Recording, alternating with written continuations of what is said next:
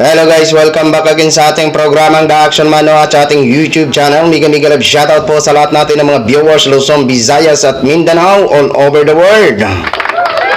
Muli naman po tayo nagbabalik sa ating panibagong video ho, mga ka-action, mga kakamping. So, ito po, may gusto lang po ako na i-share sa inyo. Ito na ho yung sabi natin.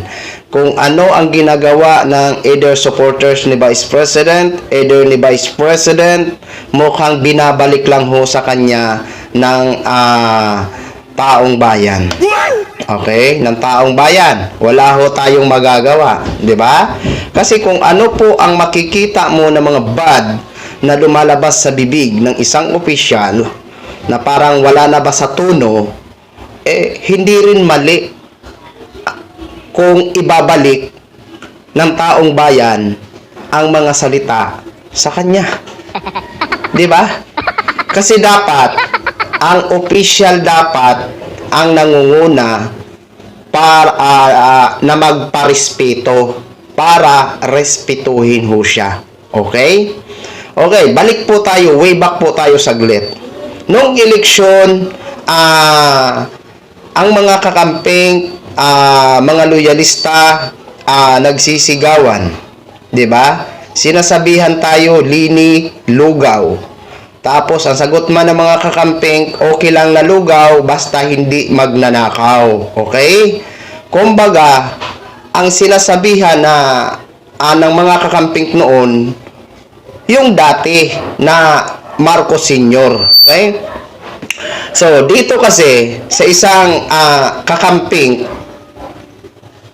rumisbak po ito sa isang comment ng isang DDS.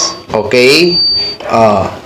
Kasi naman ngayon, kung titingnan natin ang senaryo, kay Mr. President Bongbong Marcos, wala pa naman aligasyon kay Mr. President Bongbong Marcos tulad ng kinakaharap ngayon ni Vice President na mga pondo na hinahanapan ng detalye at resibo. 'Di ba? May nakita ba tayo? May nakita ba tayo na ganon ang issue kay Mr. President Bongbong Marcos? Wala pa naman sa ngayon. Okay? So, dito ho kasi mga ka-action, nag-reply nga po ang isang OFW na nakatira sa Canada kasi ginamit niya ang words na Eben. Eben dito sa Canada, ibig sabihin, nandun siya sa Canada.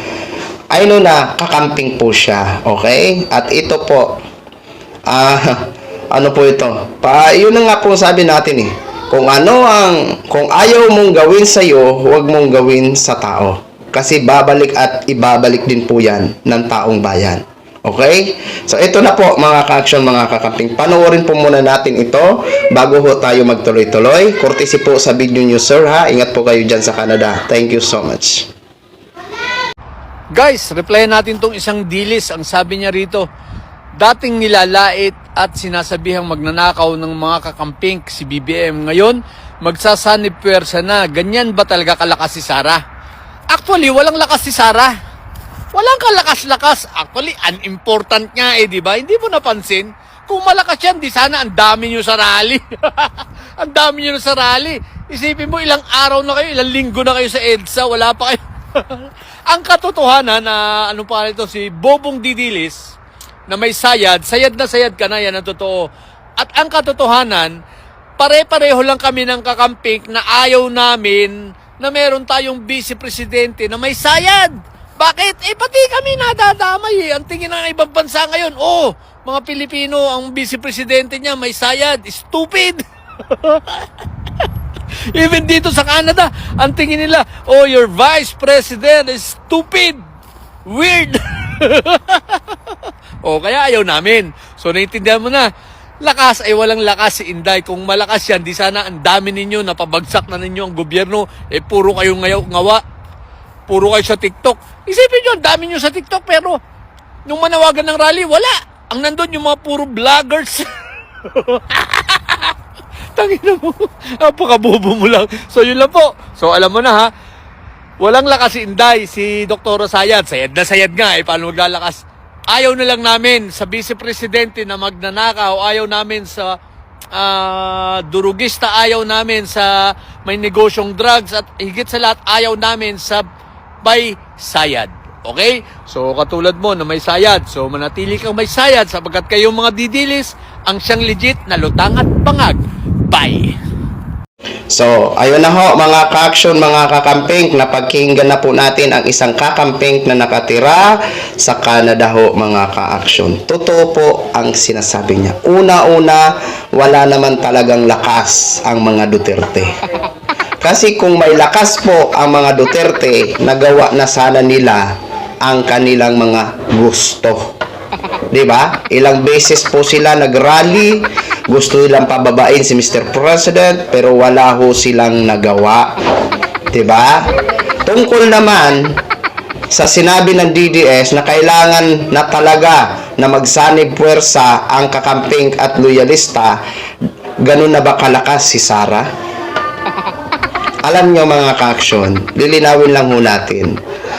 Ang ibig sabihin natin, suportahan si Mr. President ang kanyang ginagawa para sa bayan at nakikinabang ang ating mga kapwa kababayan. Doon po tayo sumusuporta, 'di ba? Pero hindi ho natin inaalis sa atin isipan na pumuna kung kailangan kapuna-puna. Tama? Mali.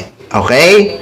Ngayon, sa lakas kasi, kung pag-uusapan, wala ho talagang lakas po yan. No? Kailangan lang magsanib para i-impeach si Sara Duterte sa January. Nagsasanib lang ang kakamping dahil ayaw din ng mga kakamping na maging presidente yan si Sara. 'Di ba? Oh. Kasi kung may lakas po yan, wala. Ayon nga sa isang rally, yung kadugtong kagabi naging live natin, na kung saan, kanina siguro yun, kanina nga, na nagsasalita si Morales. Doon pa lang sa unang pagsalita niya, kumbaga, inexplain niya na hihingi muna daw sila ng authorization sa INC kung papasalihin daw sila o hindi. Kumbaga, hindi sila ini-encourage ng INC na sumama sa rally ng INC. Kumbaga, sila ang hihingi ng authorization o sila ang magmamakaawa sa INC na pasalihin sila para magmukhang marami.